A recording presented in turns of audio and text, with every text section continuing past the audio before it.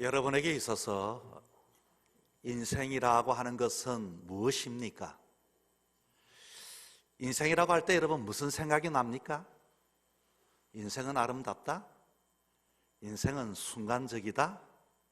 인생은 미완성이다? 인생은 나그네다? 지난주 모 대학교 학위 수료식이 있었는데 졸업식 때 걸그룹 최정상의 선배를 모시다가 축사 순서를 맡겼습니다. 이분이 이제 세상을 향하여 나가는 후배들에게 어떤 축사를 했는고 하니 축사의 제목은 인생은 독고다이다. 독고다이 들어보셨습니까? 조직과 상관없이 별도로 움직이는 걸 보고 독고다이라고 합니다. 인생은 혼자다 그 뜻이겠죠. 그리고 이렇게 말을 했습니다. 여러분 마음 가는 대로 사십시오. 여러분 웬만하면 어느 누구도 믿지 마세요. 우리는 가족이라고 다가오는 사람들 특별히 조심하셔야 합니다. 왜냐하면 인생은 독고다이입니다. 생각한 대로 쭉 가세요. 경건한 축사 자리에서 이 독고다이라고 하니 이 젊은 청년들이 기가 쫑긋했습니다. 그리고 이렇게 계속 축사를 이어갑니다. 사실 많은 사람 앞에 나는 연설을 처음 해봅니다. 연설이 뭘까? 인터넷에 검색을 해보니 많은 사람들 앞에서 자신의 주의, 생각, 주장, 의견을 말하는 것이라고 하는데 제가 누구 앞에 뭐 주장, 주의, 의견 말하는 것 나도 길게 말하는 거 싫습니다. 처음엔 나도 듣는 척하고 들을 수는 있지만 길어지면 그런 사람은 안 만나고 싶습니다. 너는 너고 나는 나인데 왜 일장 연설을 들어야 합니까? 여러분 마음 가는 대로 사십시오. 그리고서 자신의 히트곡인 10년 전에 불렀던 치티 뱅뱅 제가 영상을 봤습니다. 가사가 이렇습니다. 너의 말이 그냥 나는 웃긴다. 넌 상대가 안 돼. 쓸데없는 참견 말고 가던 길 갈래? 누구보다 나를 더 믿는 걸 젊은이들이 환호하고 좋아했다고 합니다. 신문에도 이렇게 신선하다고 나왔습니다. 여러분 어떤가요? 복잡한 세상 좀 시원합니까? 화끈합니까? 인생을 좀 이렇게 멋지게 살면 참 좋겠다는 생각도 해본 적도 합니다. 한 번의 인생 뭐 누구에게 간섭도 받지 않고 내가 하고 싶은 대로 살아가는 것 정말로 요즘 젊은이 말로 쿨하지 않습니까? 그래서 인생은 직설 하고 싶은 소리 하고 살면 얼마나 좋겠습니까? 그런데 여러분 신앙을 가진 믿음을 가진 우리들은 어떨까요? 인생이 그렇다면 신앙은 어떨까요? 독고다이로 신앙생활 하면은 쿨하겠습니까? 최근 우리 이 인근에 있는 하나님의 대학교에서는 학생들에게 총장님이 그런 말을 자주 한다고 합니다. 여러분 배워서 남 주자, 남을 줍시다. 과연 이거와 인생은 독고다이 내가 하고 싶은 대로 위아래 따질 것도 없이 하고 싶은 말하고 내 기분 내키는 대로 살아가라고 하는 이거와 그리고 내가 아니라 다른 사람을 생각하고 배려하고 도와주고 배워서도 다른 사람에게 이렇게 주자라고 하는 것 이건 과연 무슨 뜻입니까? 심리학자들은 현대인들의 사람들을 세 가지 유형으로 나누습니다. 첫 번째 유형은요 유아독존형 인생은 혼자다. 그리고 두 번째는 채권자형 나는 인생을 살면서 내도록 수고만 하고 애만 쓰고 희생만 하고 내 받을 것만 생각을 하고 늘 세상을 살면서 마음에 불평이 가득합니다. 세 번째 유형은 채무자형입니다. 나는 빚을 많이 져서 저 사람한테도 감사하고 이 사람한테도 은혜 입었고 저 사람 덕분에 살고 특별히 이 유아독존이라고 하는 이 형태가 오늘 현 시대를 대변해 주는 것 같습니다. 인생은 혼자다. 여러분 인생은 독고다이. 이 독고다이는 왕따와는 좀 다르다고 합니다. 왕따는 다른 사람들에게 이렇게 혼자가 되는 것이지만 독고다이는 내가 스스로, 내가 자신이 있고 내 마음대로 내가 스스로 혼자가 되는 겁니다. 그래서 이것을 보고 나홀로형이라고 말을 하죠. 그래서 TV에서도 요즘 이런 프로그램이 인기가 좋습니다. 나홀로 산다. 뭐 부모나 형제나 친구나 선생이나 조직이나 이런 데서 내가 간섭받지 않고 나는 혼자다, 나는 혼자 산다. 여러분, 인생은 정말로 도움 없이 영향 없이 나 혼자 살 수 있는 게 인생일까요? 과연 이 가운데 이런 인생을 다 추구하고 이런 인생을 기대하고 이런 것이 우리 인생의 모두라고 생각하는 여기에서 신앙은 과연 무엇일까요? 질문하고 싶지 않습니까, 여러분? 언젠가 제가 한번 이 뉴저지에 살 때에, 뉴욕과 뉴저지는 가깝습니다. 거기를 강이 하나 흐르는데 허더슨 강이라 그러죠. 그래서 이 맨하탄에, 뉴욕 맨하탄에서 나갔다가 이 가족들과 나갔다가 뉴저지로 집으로 돌아오면서 허더슨 강에 해저 터널이 있습니다. 바다 밑에 이 터널인데 링컨 터널이라고. 이 링컨 터널을 맨하탄에서부터 딱 시작해서 뉴저지로 오게 해서 해저로 딱 들어갔는데 순간 차가 뻥커가 난 겁니다. 그대로 차가 그냥 주저앉았습니다. 그런데 뒤에서 차들이 자꾸 막 밀어붙이니까 속도도 줄일 수도 없고 옆에 세울 수도 없고 밀려서 막 해저로 들어가가지고 막 가는데요, 어느 정도 가다가 보니까 차가 뻥끈한 정도가 있고 고무는 다 씹혀버리고 이제는 휠이 바닥에 부딪히는 소리가 났습니다.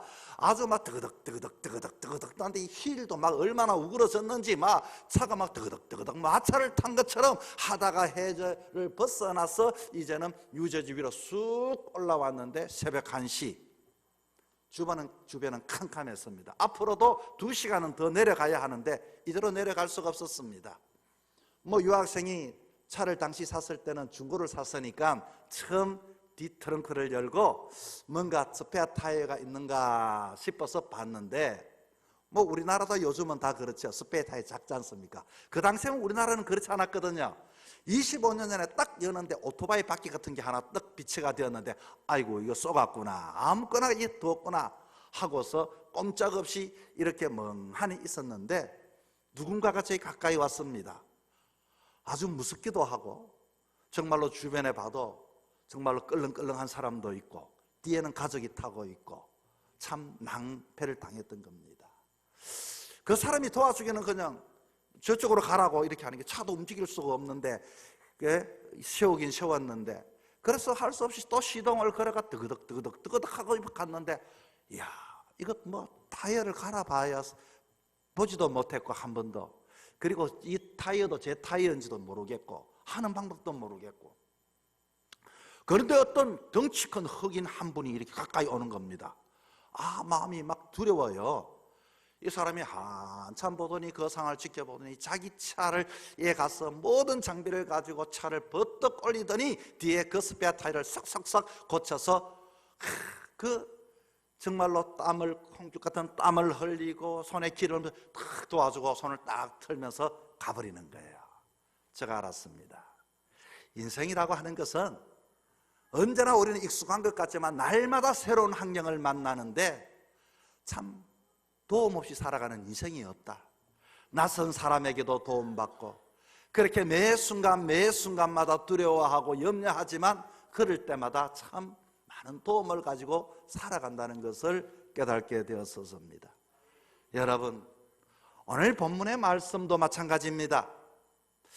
오늘 손이 마른 한 사람이 등장을 하게 되는데, 예수님은 이 사람을 보자마자 불쌍히 여겨서 그 손 마른 사람을 고쳐줬다는 것입니다.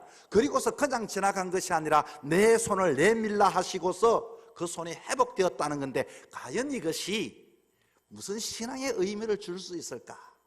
본문을 통하여 말씀을 나누고자 합니다. 여러분, 우리 인생은 모두가, 인간의 손은 다 소중합니다. 인간은 태초부터 이 손을 가지고서 우리의 완전한 형체를 가지고 이와 같이 이 세상에 살아갑니다. 그런데 오늘 본문에 놓은 이 사람은 손이 말랐다는 것입니다. 여러분, 손 마른 사람이 질병적으로 이 사람뿐이겠습니까? 오늘 현대의 손들은 어떤 손들입니까?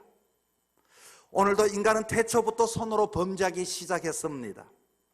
아담은 하나님만큼 되기 위하여 그 손으로 선악과를 따먹고, 그의 아들 가인은 그의 형제인 동생 아벨을 하나님이 제사를 받지 않는다는 것 때문에 이 손을 가지고 형제 동생을 죽였던 손이었습니다.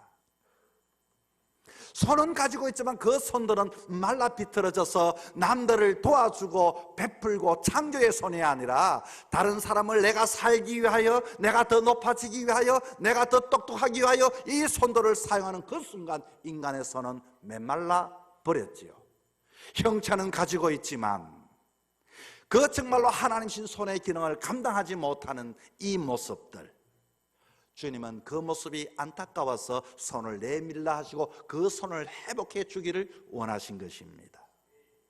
여러분, 우리는 내가 가진 손으로 내 마음대로 사용도 할 수 있지만 주님은 우리의 손이 회복되기를 바라고, 우리의 손을 이와 같이 다른 사람을 세워주기를 원하고, 붙잡아 주기를 원하고, 일으켜 주기를 원하는 그런 손이 되기를 원합니다.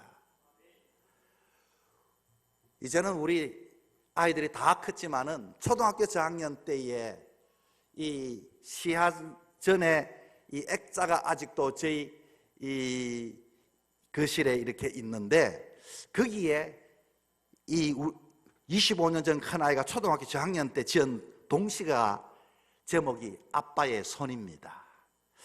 아빠의 손은 차가운 겨울날 내가 밖에 갔다 와도 딱 잡아만 주면 내 손이 금방 따뜻해진다. 공부를 하다가 차가워진 손, 아빠가 잘했다고 손을 잡아주면 내 손이 금방 따뜻해진다. 친구와 놀다가 호호 그림에 들어오는 손, 아빠가 내 손을 딱 잡아주면 내 손도 따뜻하지만 내 마음도 또 따뜻해진다. 지금 생각하니 우리 아이가 시인인 것 같아요. 예수님은 시린 손, 때로는 손 마른 손, 메마른 손, 기능하지 못하는 손, 힘들다고 하는 그 손을 주님은 손을 내밀라고 하십니다. 그리고 주님은 관심뿐만 아니라 고치기를 원하고, 주님께서는 언제든지 손 때문에 우리의 마음이 상하고 범죄한 인생들에게 그 손을 가지고 보여주면서 손을 들고 오라고 하십니다. 전부 여지없어서 손 들고 옵니다. 주 나를 박대하시면 나 어디 가리까. 여러분, 우리는 교회에 왜 옵니까? 세상 때문에 메말라 버린 그 손, 형체는 가지고 있지만 기능하지 못하는 그 손을 가지고 주님을 만지라고 주님은 우리를 교회에 초대해 주신 것입니다. 예배를 통해서 우리는 주님을 만져야 합니다. 누구든지 주님 앞에 손을 내미는 자에게 정말로 우리를 위하여, 당신을 위하여 쓰신 손이 아니라 우리를 위하여 희생하고 십자가에 못이 박힌 그 손에 보혈의 피에 적셔지고 찢어진 그 손을 가지고 우리를 만져 회복해 주기를 원하는 주의 손을 만져야 하는 것입니다. 우리는 힘들 때 여러분 손을 드십시오. 어떤 누구든지 주님은 우리를 받아주시기를 원하십니다. 주님의 손은 자기만을 위한 손이 아니었습니다. 자기만 이와 같이 하고 싶은 대로 가고 싶은 대로 사용한 그런 인생이 아니라 제자들의 발을 씻겨주셨고, 주님의 손은 병든 자를 고쳐주셨고, 이 땅에서 우리를 만들어 두셨고, 굶주린 자에게 빵을 먹이셨고, 죄 지은 여인에게 용서를 베풀었던 손이었고, 막힌 담을 허물었던 손이었고, 주저앉은 자들의 손을 내밀라고 하시고 붙잡아 일으켜 주신 주님의 손. 이 세상이 아무리 각박하다 보니 나의 손이 어떻게 된지도 알지도 못하고, 내 손이 어떻게 오그라들었는지 메말라 버렸는지도 모르고 살아가는 사람들이 어디 한둘입니까? 아무쪼록 여러분, 이 땅의 삶을 살아가면서 힘들고 어려울 때마다 주님께 손을 펴셔서 여러분의 손이 회복될 수 있기를 바랍니다. 두 번째는 이웃을 향하여 손을 펴야 합니다.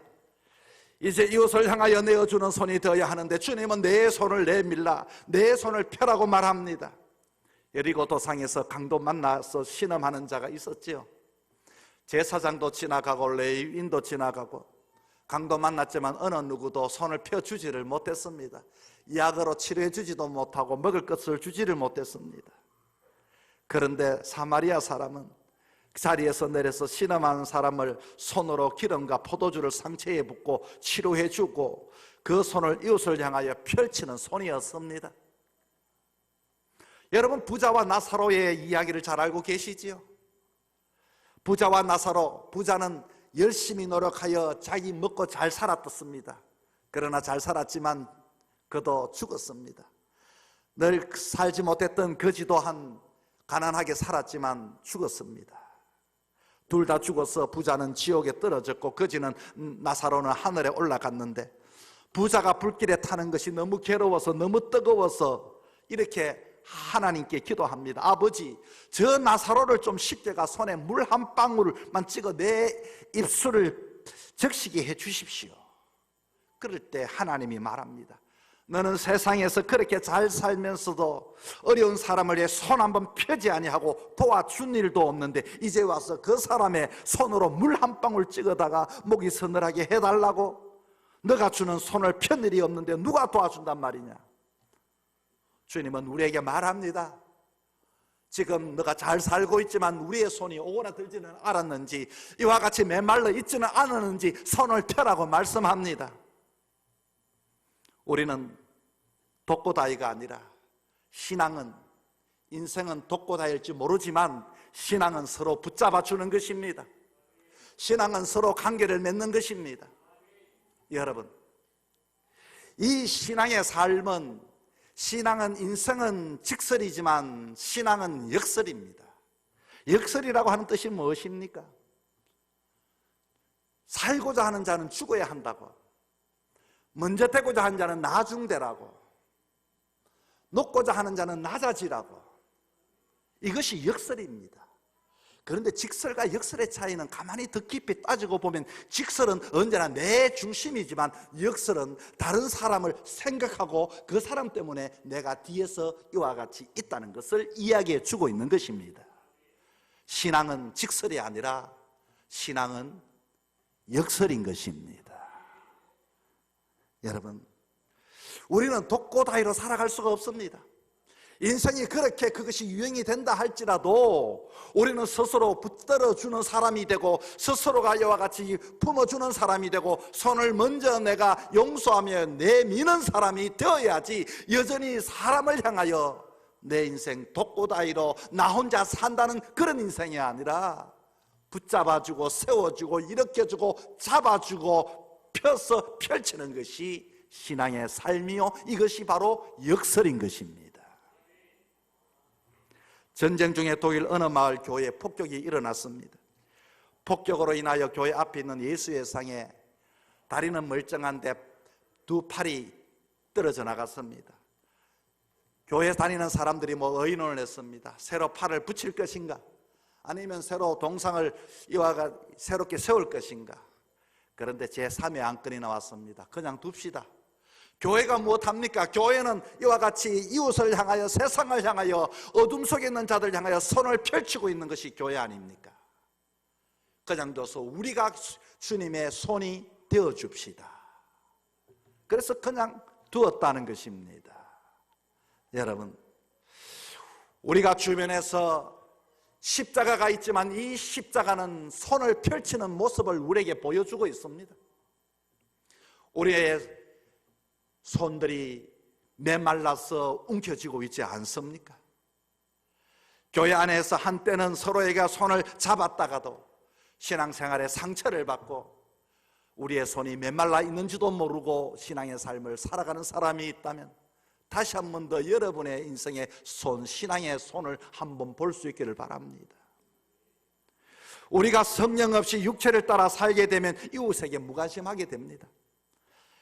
오늘도 세상은 끊임없이 우리에게 독고다이가 되고 혼자 살고 믿을 것이 없다고 말하지만, 그러나 신앙은 그렇지가 않는 것입니다. 교회는 붙들어 주는 곳입니다. 교회는 서로를 위하여 이와 같이 손을 내밀고 잡아주고 이끌어주고 기도해주고, 너를 위해서 기도하고 너는 나를 위해서 기도하고 수시로 전화하고 스스로 축복해주고 스스로가 안아주고, 이것이 교회의 모습이 되어야 하는 것입니다. 미국 농장에 강대에서 변기로 씨를 뿌린다는 이야기는 들어보셨지요? 어떤 사람이 외아들을 집에 두고서 아이를 집에 두고 이웃집 파티에 갔는데 아이가 집을 비운 사이에 없어진 것입니다. 수소문에 찾아봤는데 이 아이가 그만 혼자 놀다가 옥수수밭에 들어가서 길을 잃어버려서 그만 그곳에서 잠이 들고 죽었다는 이야기입니다. 또 다음날 동네 모든 사람이 손을 잡고 옥수수밭을 찾았는데 그 아이는 발견했지만 이미 생명이 떠났습니다. 부모가 이렇게 울었습니다. 진작 좀 손을 잡고 찾아줄 것을 진작 좀 손을 잡아줬으면. 그 다음날 신문에 타이틀이 이렇게 났습니다. 조금만 일찍 우리가 손을 잡았더라면. 여러분, 손을 잡는 것, 오늘도 수많은 사람들이 여기저기마다 숨이 끊긴 것처럼 고독해하고 아파하고 힘들어합니다. 여러분의 손 펼쳐서 한번 잡아주면 어떻겠습니까?